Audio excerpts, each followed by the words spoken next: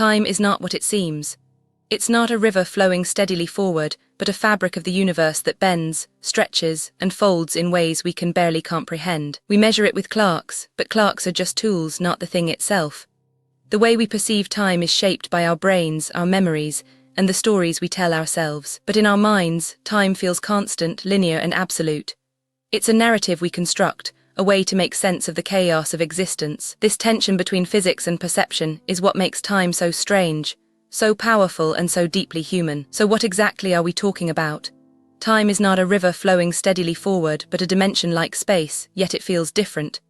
It's not something we can touch, but we experience it constantly, shaping our sense of self and reality. In physics, time is a coordinate, one of the 4 dimensions that make up space-time. But we don't experience it like the other 3, length, width, and height. We experience it as a sequence, a direction, a flow that seems inevitable. But physics challenges this perception. In relativity, time is not universal. It bends, stretches, and even slows depending on speed and gravity.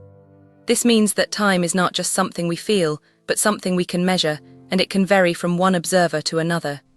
So when we talk about time, we're not just talking about how we measure it or how it feels. We're talking about the very structure of the universe, the way events are ordered and how reality unfolds, and how we as conscious beings are embedded within it. You think time is just a way to measure your life, but what if it's shaping your life without you even knowing?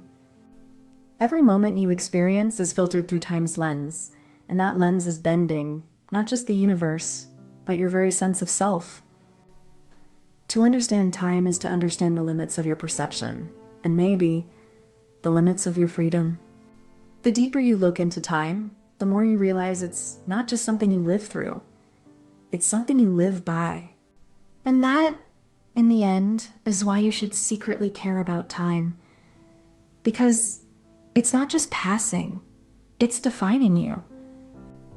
We begin in the 14th century, where thinkers like Roger Bacon and Ibn al-Shatir began to question the nature of time as a fixed divine order.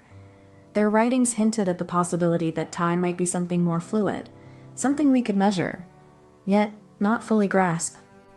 Then, in the 17th century, Galileo and Newton revolutionized our understanding by treating time as a universal, measurable quantity. Time became a coordinate, like space, something that could be tracked with precision and used to predict the motion of the cosmos. In the 20th century, quantum mechanics added another layer of mystery. Time became uncertain, probabilistic, and sometimes even reversible. The universe, it seemed, was far stranger than we had ever imagined. Today, physicists are still trying to reconcile these views. Whether time is an illusion, a dimension, or something even more fundamental. Our understanding is evolving, and with it, our place within the unfolding story of the universe. Time isn't a straight line. It's like a river that sometimes flows backwards, sometimes stops, but never really goes anywhere. It's not what you think it is. You think you're moving forward, but maybe you're just spinning in place, like the Earth spinning around the sun. You don't feel it, but you're still moving. You can't really remember the future or imagine the past perfectly. You just guess, like a detective trying to piece together a puzzle with missing pieces. So maybe time is just a story your brain tells itself to help you stay in the moment. And that moment is all you really have. Time is not a river, but a vast, quiet field. We move through it, yet it does not move with us. It is the canvas upon which all events are painted, but never painted in the way we imagine. To understand how time works, we must first understand how it is set up. In physics, time is treated as a dimension, much like space, but with a subtle and profound difference. The setup of time begins with the fundamental laws of physics. These laws are the scaffolding of reality, and they define how time behaves within the universe. At the heart of this setup is the concept of space-time. It is not separate from matter and energy, but rather a fabric that is woven by their presence in motion. This is the foundation of time structure, a framework that is both invisible and essential. guiding the way events unfold and shaping the very nature of our experience. Now, the mechanism begins to reveal itself. Time is not a river, but a series of interconnected moments, each one a node in a vast, silent lattice. We do not move through it, but rather, it moves through us. At the quantum level, time behaves like a probability. It is not a fixed path, but a field of possibilities, where events are not determined until they are observed. This is the hidden structure beneath the surface of our experience. The mind, in its effort to make sense of the world, creates an illusion of continuity. It stitches moments together, forming a narrative that gives us the sense of a flowing linear experience, even as the underlying structure is more like a mosaic. And so, the mechanism is not something we can grasp in its entirety. It is a web of perception, physics, and consciousness, interwoven so tightly that we can only perceive its edges, never its core. To understand time is not to master it, but to step back and see how it shapes us, how it flows through us, how it defines our being, and how it waits, patient and infinite, for us to notice. Now, here's the clever twist. Time isn't just a river, it's a mosaic. Each moment is a fragment, yet it feels continuous because our minds stitch them together seamlessly. This stitching is done by memory, expectation, and the way our brain fills in the gaps between sensory input.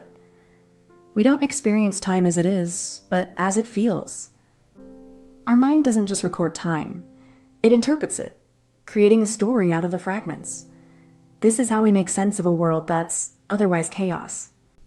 So, in the end, time is not just a thing we measure, but a story we tell ourselves. A narrative that gives meaning to the fleeting, fragile, and fleeting experience of being alive. Time isn't a river, it's a fabric. It's stretched, bent, and shaped by the weight of mass and the speed of motion.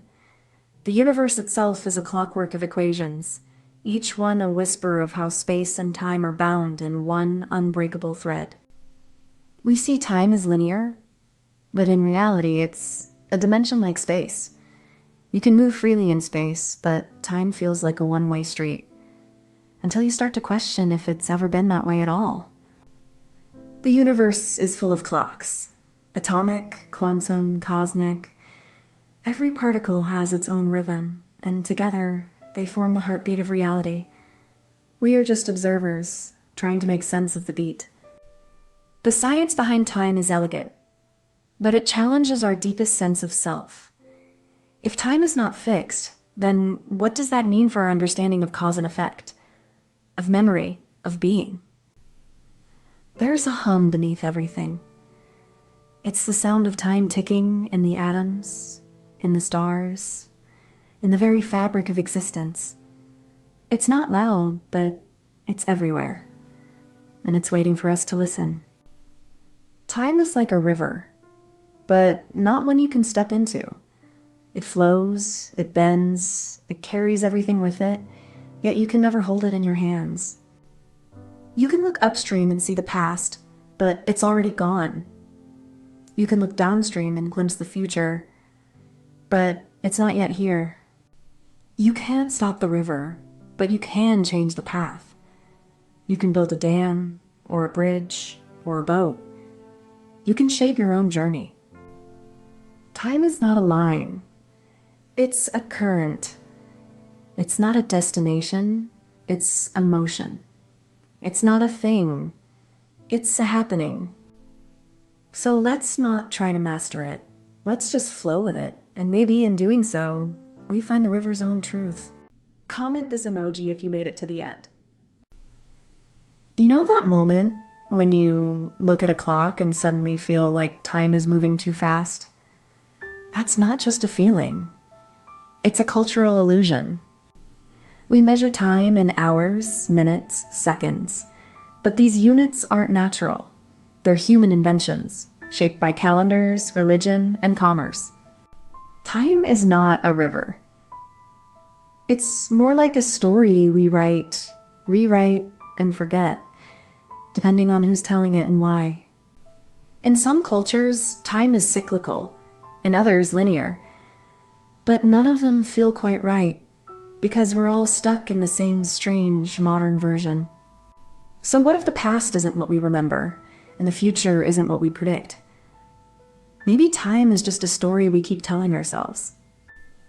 We're talking about time not as something objective, but as something we've built, a story we've told ourselves about how the world moves and how we move through it.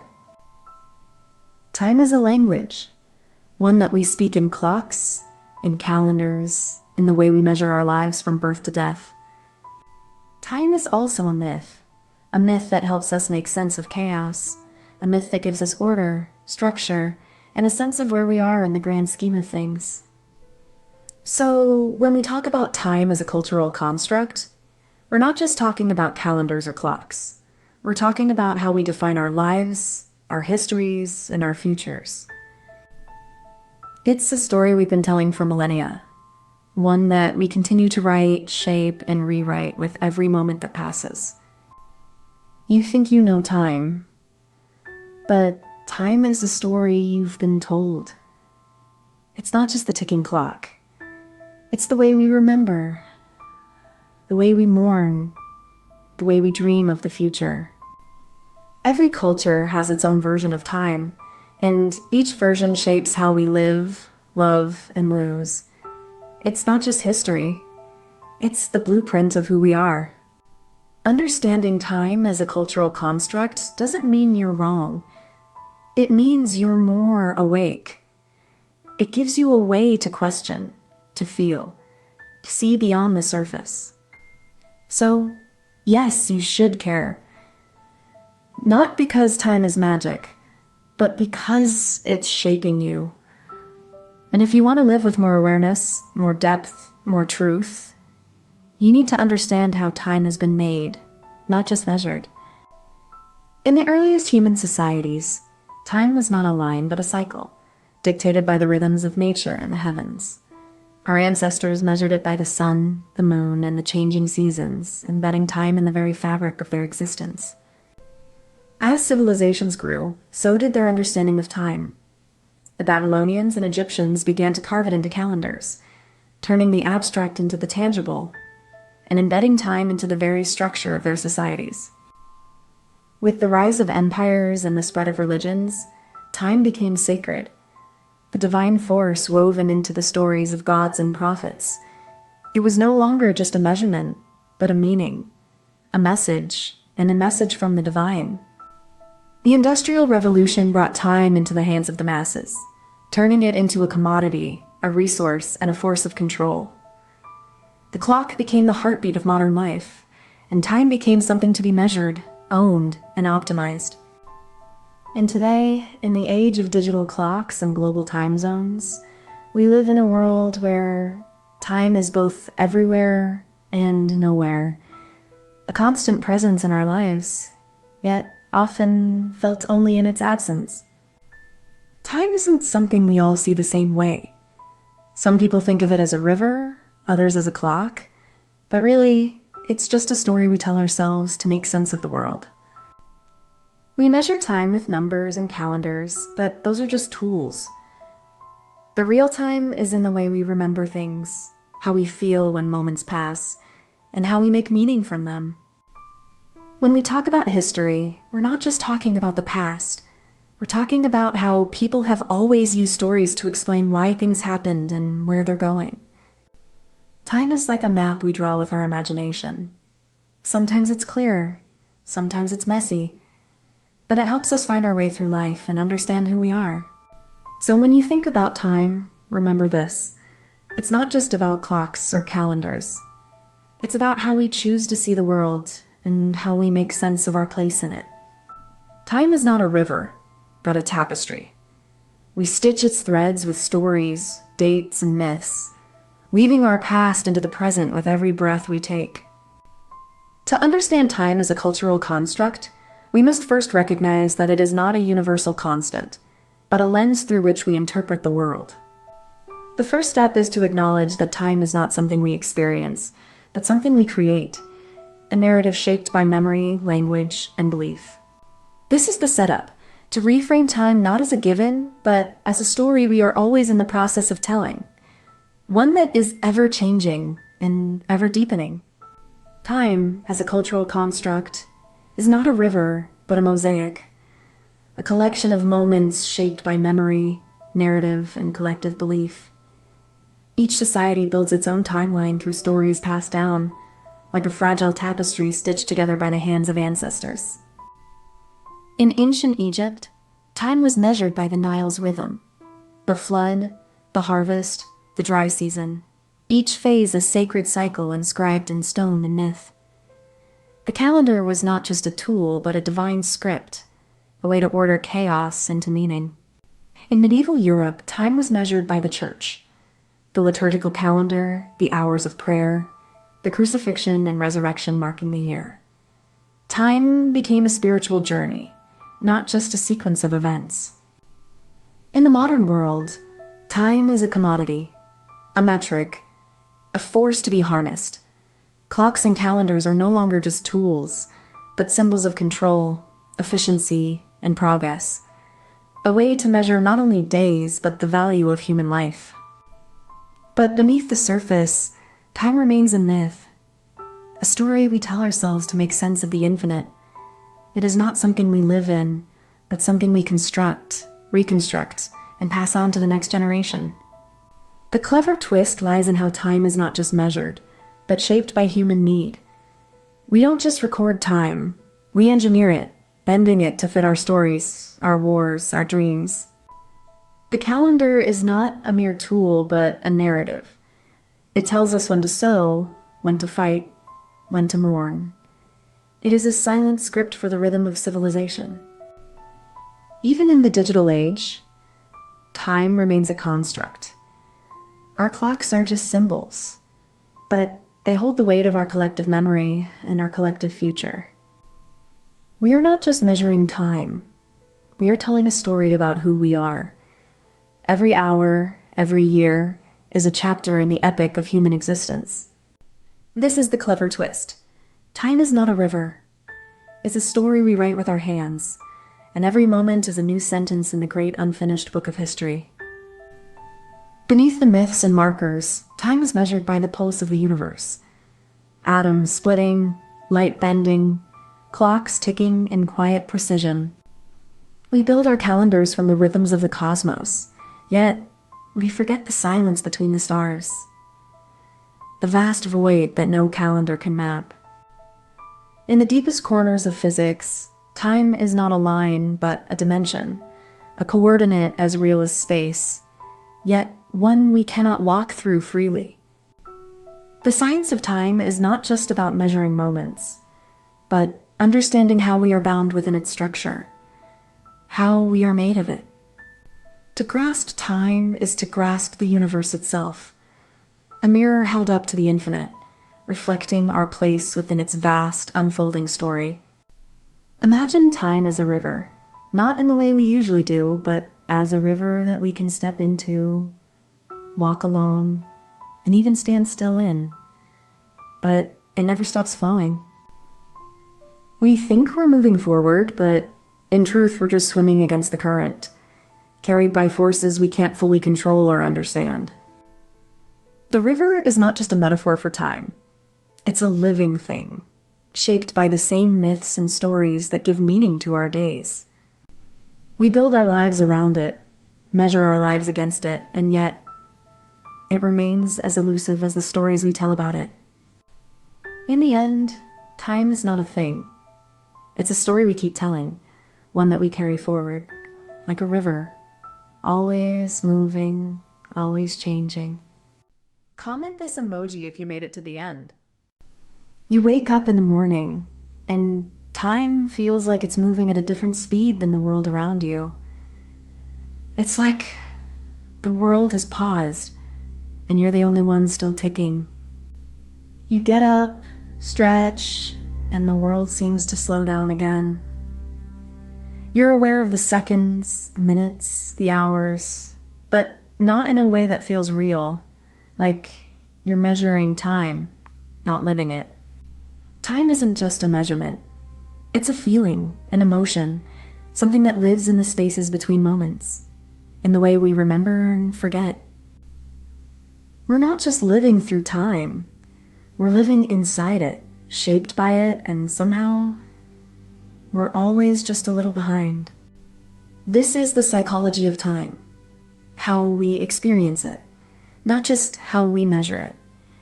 It's something we can't escape, but maybe we can understand. So what exactly are we talking about? It's not just the clock ticking or the calendar flipping. It's how we feel time passing, how we remember it, and how we sometimes wish it could move faster or slower. We experience time as a personal narrative, a story we're writing in real time. Some moments feel eternal, while others vanish in an instant, like a summer day or a first heartbreak. But time is not linear in our minds. Memories can stretch or contract, and we often live in the past or the future, not the present. This is why nostalgia and anxiety are so powerful. The way we perceive time is also shaped by our attention and emotions. A moment of joy can feel like minutes, while waiting in line can feel like hours. It's all in how we're feeling and what we're focused on. Understanding the psychology of time means understanding ourselves. It's about how we relate to the past, how we live in the present, and how we imagine the future, each shaping our sense of who we are and who we might become. Time is not just a measure of hours and minutes. It's the fabric of our existence, woven into every decision, every memory, every breath we take. When we ignore the psychology of time, we risk losing touch with the present, the only moment that truly belongs to us. It's easy to think that time is an external force, but it's actually shaped by our minds, our emotions, and our beliefs. And that makes it deeply personal. To truly live, we must not only measure time, but also understand how it moves through us, how it shapes our thoughts, our relationships, and our sense of self. This is why you should secretly care about time. Not because it's something you can control, but because it's something that controls you. And understanding it might just change how you live. In ancient Mesopotamia, time is measured by the sun. Yet it was also shaped by the rhythm of labor and the weight of the gods. Our ancestors saw time as a river that could be dammed or diverted. Yet it always flowed forward, unrelenting. The Greeks gave time a name, Chronos, and made it a god, a force both creator and destroyer. They wrestled with it in philosophy, questioning whether it was a cycle or a straight path, whether it was real or just a human illusion. With the rise of Christianity, time became linear and sacred, marked by the birth, death, and resurrection of Christ. The calendar became a tool for both devotion and control, shaping the rhythm of daily life and the passage of history. The Enlightenment brought clocks into every home, and with them, the idea that time was something we could own, measure, and manage. It was no longer a river, but a machine, one that ticked with precision and demanded obedience. In the 20th century, time became a commodity, a resource to be spent, saved, or wasted. We now live in a world where time is not just measured, but monetized, where every second is a unit of productivity and every minute is a trade-off. We have always been chasing time, trying to grasp it, to control it, to understand it. But in the end, time has a way of slipping through our fingers, reminding us that it is not a thing to be owned, but a force we are always moving through. Time isn't a clock. It's a story we tell ourselves. We remember moments, not seconds. The past isn't far away. It's right here, in our hands. We think about time as something we can control, but really, it's just a way we make sense of what's happening. The more we think about it, the more it feels like it's slipping away. We don't live in time. We live in the memories and emotions that time leaves behind. Time is a mirror, and we're the ones looking at it. So when you think about time, think about how you feel. Because that's where time really lives. It's not in the seconds. It's in the stories we tell ourselves. Time is not a river we pass through, but a canvas we paint with memory and expectation. Every moment is a frame, and we are both the viewer and the artist. Before time can be felt, it must be set in motion. We begin by marking the start, by anchoring ourselves in a moment, a place, a feeling, a beginning that shapes the rest of the journey. This setup is not just physical, it's emotional. The way we frame our starting point defines the rhythm and texture of our experience of time. A moment becomes a story when we give it a beginning. To experience time, we must first believe in its flow. We build a narrative, a structure, a foundation that allows us to move forward, to feel the passage of time as something alive and measurable. The setup is everything. It is the lens through which we see time.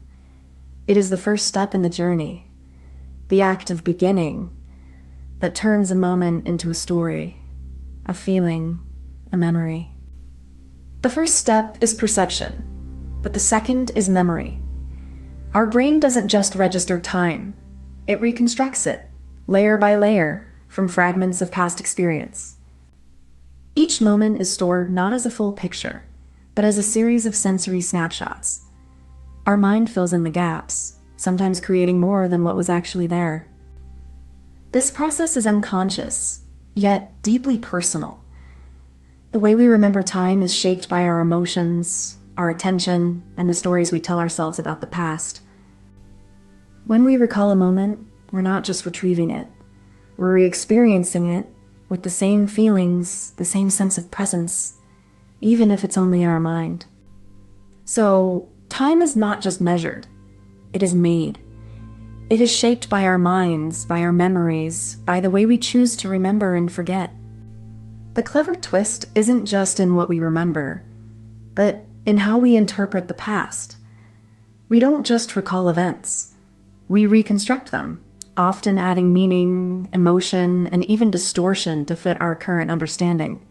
This reconstruction isn't neutral. It's shaped by our needs, our fears, and the stories we tell ourselves.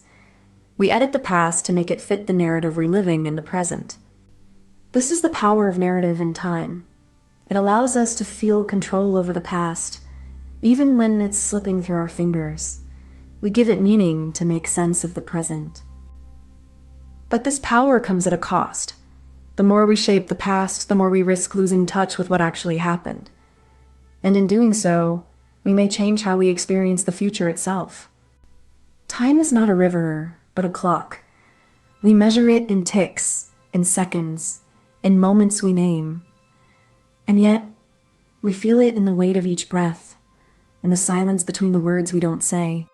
Neuroscience tells us that time perception is rooted in the brain's prediction of the future. Our minds don't just record time, they anticipate it, shaping our experience of the present as a fleeting, fragile thing. But time is also a lie. It bends with our attention, with our emotions, with our expectations. A minute can feel like an hour, or an hour can vanish in the blink of an eye. We are not just passengers on a timeline. We are its sculptors. The science of time is not just about clocks and neurons. It is about how we live, how we remember, how we lose ourselves in the flow of experience. And in that flow, we find the most profound truth. We are always already in the future. Time is like a river, but not the kind you can swim in. It flows, it bends, but never stills. We try to measure it, but it's always moving ahead, out of reach. We think we're in control, but we're just paddling along, trying to catch glimpses of the shore. Some days we feel like we're going fast, others like we're barely moving at all. The river never asks if we're ready. It just keeps flowing, and we're forced to ask ourselves, what are we really trying to reach? What are we chasing? We think we're measuring time, but we're just marking its passage. And in the end, it's not about the speed, but the way it carries us forward, no matter how we try to hold on. Comment this emoji if you made it to the end. You wake up to an alarm that doesn't just ring. It pulses, hums, and syncs with your heartbeat. a silent reminder that time isn't just passing.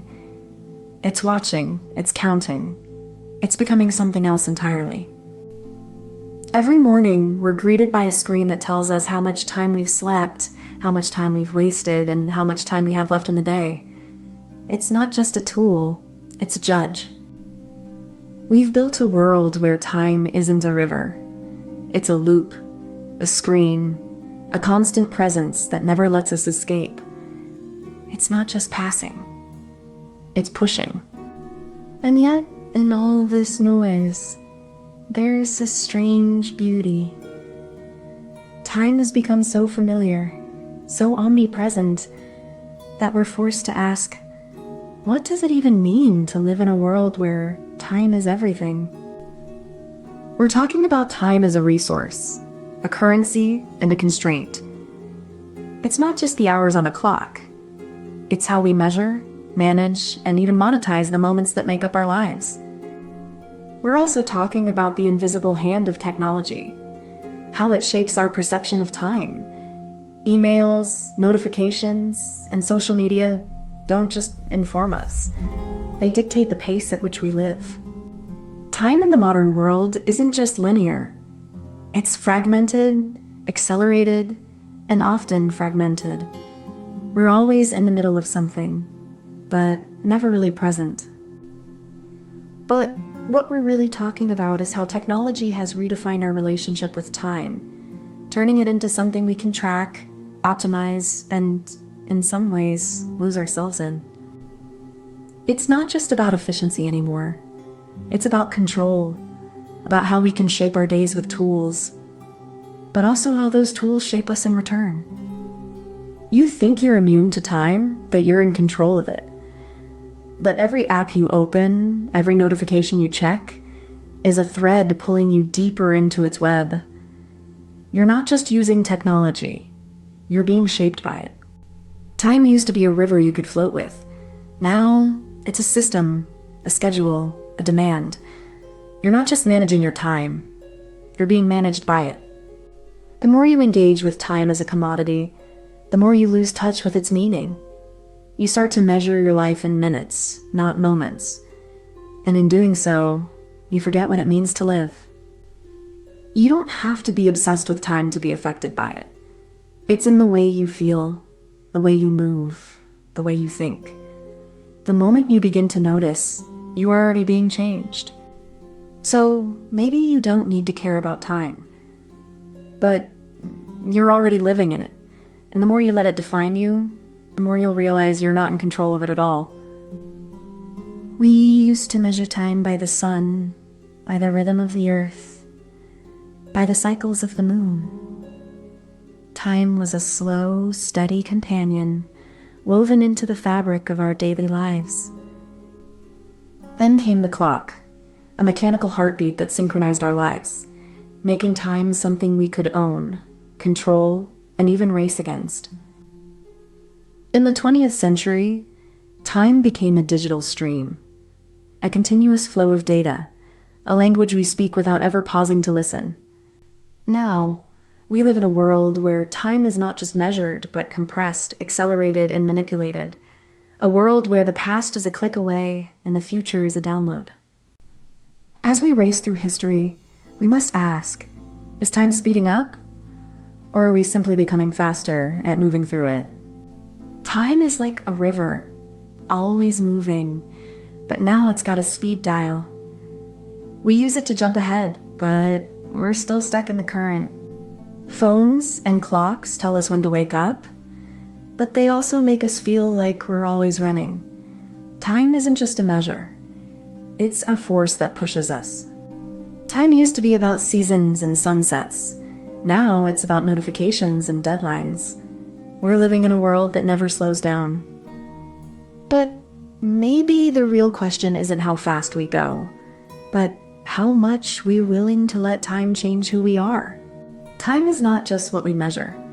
It's what we miss, what we forget, and what we carry with us, even when we can't see it. Time, in its purest form, is a silent, unyielding force. It doesn't bend, it doesn't pause, it simply flows.